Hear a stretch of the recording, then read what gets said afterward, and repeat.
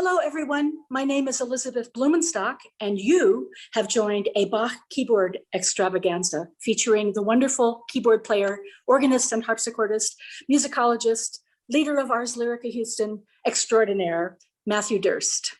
I will be introducing Matthew a little bit more in a moment, but first I would like to thank the three organizations who have come together to make this collaboration possible. The three are the festival that I am artistic director of, which is the Baroque Music Festival, Corona del Mar in Orange County, California, Ars Lyrica Houston, Matthew Dirst, artistic director, and great thanks to the San Francisco Early Music Society, who has jumped on board and is also going to be supporting and streaming this event. Matthew. Thanks, Elizabeth. It's great to be with you all this evening. I'm thrilled to be playing a program like this virtually. It's a wonderful chance to introduce audiences all over the country and all over the world, really, to some exceptional keyboard instruments that we have right here in Houston. So you see one of the instruments directly behind me. I'm at home, and this is a harpsichord made by John Phillips and Janine Johnson, his longtime collaborator and decorator in Berkeley, California. Bay Area audiences will know John and Janine's work very well. I'll be playing a number of excerpts from Bach's Well-Tempered Clavier on this instrument and recorded at Rienzi, the decorative arts collection of the Museum of Fine Arts Houston, which is a marvelous place for this instrument because the decor works perfectly. It seems to blend right in with the Meissen porcelain and the fancy 18th century paintings that are on the wall. You'll see that in a few minutes. The other instrument featured is at the church where I'm employed. I'm here in Houston at St. Philip Presbyterian Church. This is an instrument by Paul Fritts and Company from Tacoma, Washington, a large 3-manual and pedal instrument of some 48 stops, mechanical action, and it's situated in the rear gallery of the church. The church is quite tall and has a marvelous acoustic, and so the organ sounds fantastic in that space. You might like to know a little bit about how this program actually came about. This is kind of a baby of the COVID experience, but it was actually generated by my very happy experience performing in the last few years with Matthew and with Ars Lyrica Houston. I have wanted to bring Matthew out as a performer for some time, and we had to cancel, and then we had to cancel again, and this was brutal. And then we thought, well, heck, let's just do it. Let's just do it anyway. I can always bring Matthew out in person in the future. And of course, Matthew is game for everything as far as I can tell. And that's where we went with this. And I kind of left the entire business of the music choices and all of that up to Matthew. And I am personally delighted that he has chosen Bach to focus on this in this way. Matthew, how did you decide what you would play? Well, it was partly a function of the instruments that we have here, my own expertise and my repertoire, which does tend to focus fairly heavily on 18th and 17th century music. And the knowledge really that your festival must like a lot of Bach. We've certainly performed a fair amount of Bach together and always had a wonderful time doing it. I figured that Bach would be a great place to at least start and maybe surround him with a few key contemporaries, both some predecessors and one key successor, a former student of his, feature on this program as well. So program is primarily about Bach, but not exclusively. I gather that part of your programming, which I don't want to give away in too great detail, as I'd like you to discuss that with everybody, will feature some works from Well-Tempered Clavier. The WTC, as many of us call it, was a seminal collection, probably the most influential one that Bach ever wrote. And that's saying something since his music is so widely circulated and so widely loved around the world. This kind of music continues, of course, to be pedagogically important today. There aren't many pianists who grew up and don't play an excerpt or two from the Well-Tempered Clavier at some point in their lives. And it continues to provide inspiration, well, even in fairly advanced years. I'm living proof. And now that I have an instrument like this that plays Bach so beautifully, I thought during the pandemic it would be a great thing to go back and learn all the WTC preludes and fugues that I've never played. And that's a surprisingly large number. Even though I've written about the reception of the work, there's always more there. There's 48 to choose from with 2 books. So there's musical riches there that are really quite incalculable. And it's been a great way for me to spend a few hours a day or a week during the pandemic, getting used to a new instrument and reacquainting myself with some astonishing music. Wonderful. Would you care to say anything about your choices of repertoire for the organ specifically? Yes, the pieces for the organ are works that I've known for a long time and that the St. Philip organ delivers in a really quite interesting and unique way. The work at the end of the program, I'll perhaps start at the end, from Nicolas Bruns, an important predecessor of Bach, is very much in the kind of Stilus Fantasticus North German style of organ preludium. In other words, it's a grab bag of all sorts of stuff, from improvisatory bits and pieces to fugatos. This, of course, ends up in Bach's hands in quite a different format. He decides to separate these two compositional ideas really into prelude and fugue, hence a book like The Well-Tempered Clavier for keyboard and lots of preludes and fugues for the organ besides. In addition, there's some music by Nicolas de Grigny, an important French contemporary of Bach, and from one student of Bach's, from one of his best students, really, who left a large body of organ music, including chorale-based works and a trio, from which I've drawn one example. This all sounds wonderful. I can't wait to hear it. I've been looking forward to this for quite some time now. And thanks again to Matthew. Thanks again to our organizations. And I hope everyone enjoys it. Matthew? Elizabeth, thank you so much for inviting me to do this, for the invitation from the Baroque Music Festival of Corona del Mar and the collaboration of both Ars Lyrica Houston and the San Francisco Early Music Society. I hope you enjoy the program. It's been a pleasure to put it together.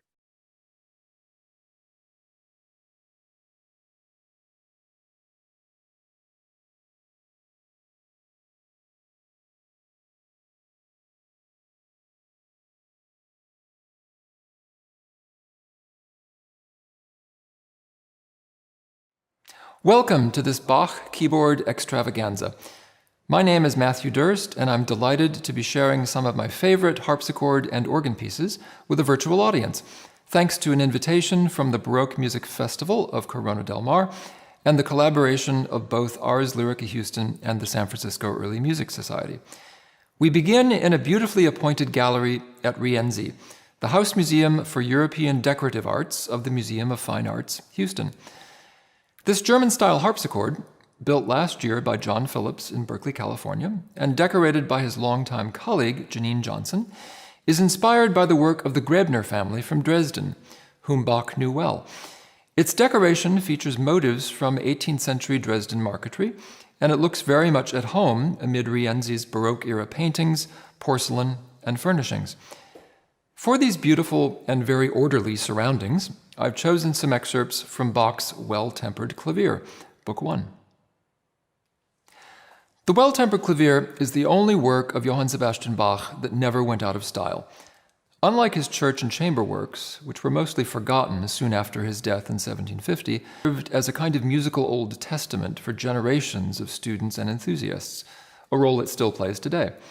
Comprising two sets of 24 preludes and fugues each in all the major and minor keys, the work was dedicated by the composer in 1722 for the profit and use of musical youth desirous of learning, and especially for the pastime of those already skilled in this study, as he writes. This initial volume proved so useful that Bach assembled a comparable cycle in the early 1740s. As Bach himself predicted, the Well-Tempered Clavier has always served complementary purposes. As compositional and keyboard pedagogy of the highest order, and as recreational music to be enjoyed on one's own, or perhaps in the company of like-minded friends. As such, it's ideal fare for a virtual program. Bach's artfully imprecise title allows for considerable interpretive leeway. Well-tempered refers not to the emotional disposition of the composer, or his music, or the player, but rather to a way of tuning or tempering a keyboard. Unlike modern string instruments, whose strings are tuned in perfect fifths, keyboard instruments require a bit of acoustic cheating. Equal temperament thus renders all intervals of the same size equally out of tune. The decades around 1700 saw the first well-tempered tuning systems, which allow the full range of harmonic movement while retaining a hierarchy from the best to the worst sounding keys. While the precise makeup of Bach's tuning system is still the subject of some debate, his chromatic palette suggests a well-tempered system in which all keys are at least usable.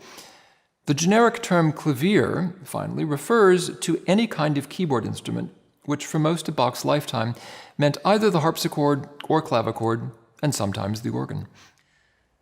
The Prelude in B-flat major from Book 1 of the Well-Tempered Clavier is a virtuosic showpiece, a toccata in all but name. Its fast arpeggios and scales eventually give way to big chords that add majestic columns of sound around the quicker figuration. The companion fugue is a marvel of contrapuntal engineering, with a jaunty subject paired with two countersubjects. This produces multiple rotations of essentially the same material, in invertible combinations distributed among three very active voices.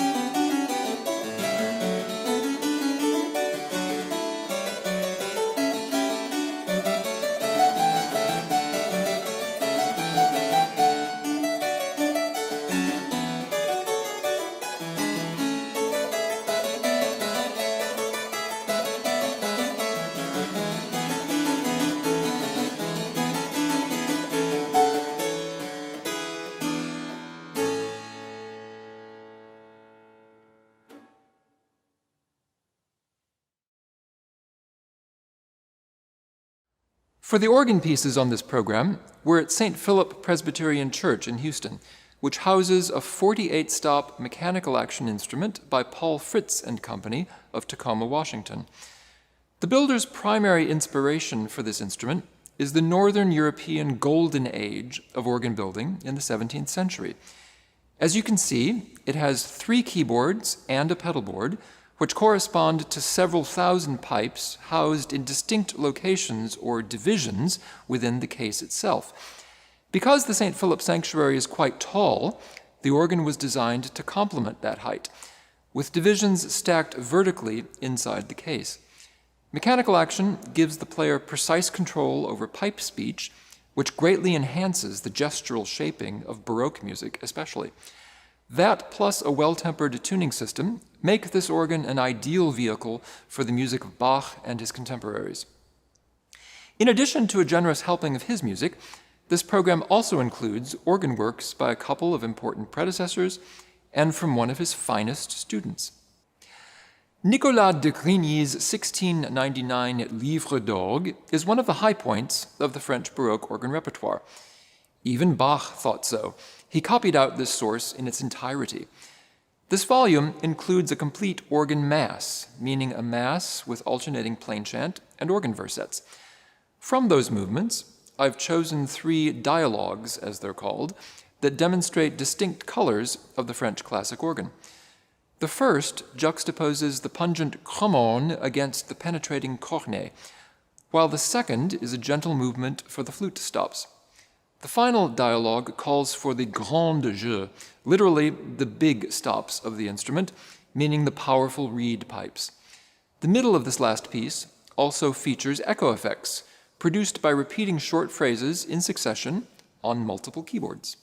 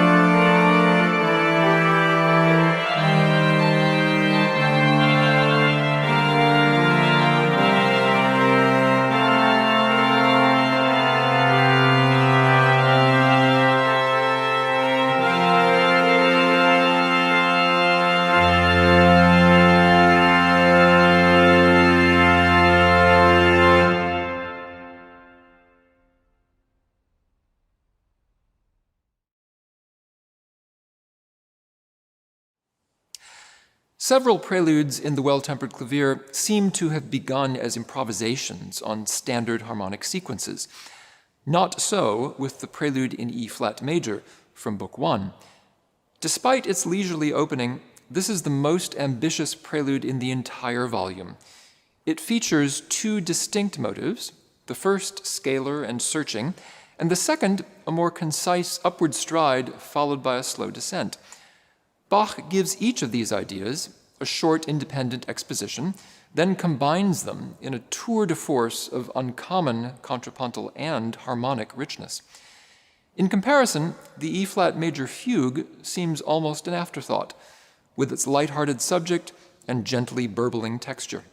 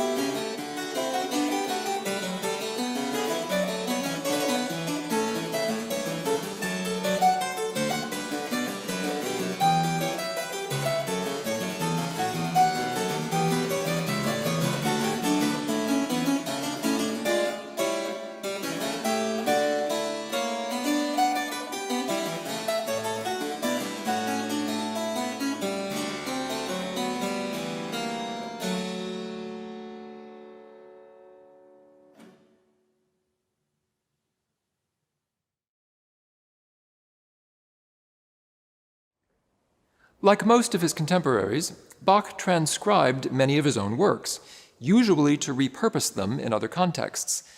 In that spirit, this program continues with two of my own transcriptions from Bach cantatas.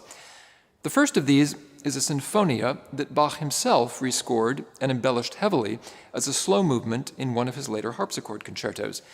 Its lovely melody and gentle pizzicato accompanying figure transfers equally well to the organ. The second is an ingenious trio featuring a well-known Palm Sunday hymn melody around which weave two artful obbligato lines.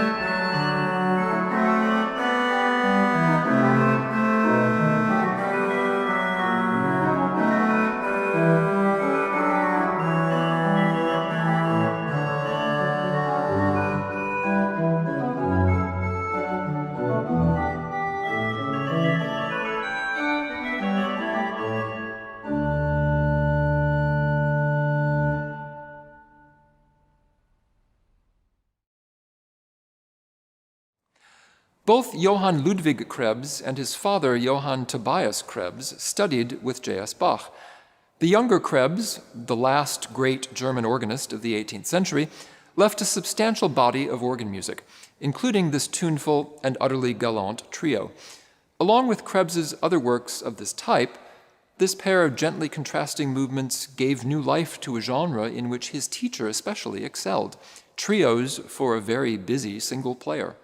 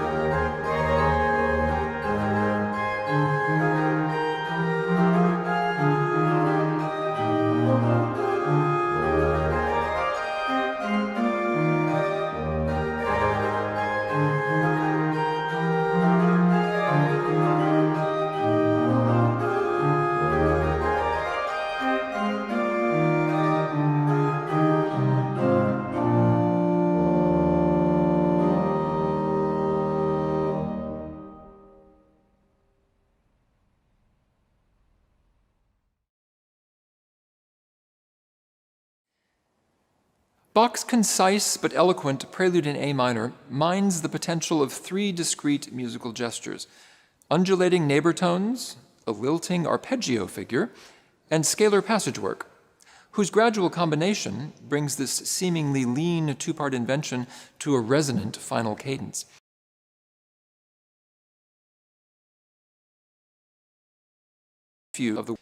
Based on a subject reminiscent of Bach's concerted fugues, the A minor fugue incorporates multiple contrapuntal devices, such as melodic inversion and stretto, or closely overlapped subject entries. Bach's diligent research of contrapuntal potential produced impressive results here, in a densely imitative work that likely served as a virtuosic demonstration piece for the composer himself at the keyboard.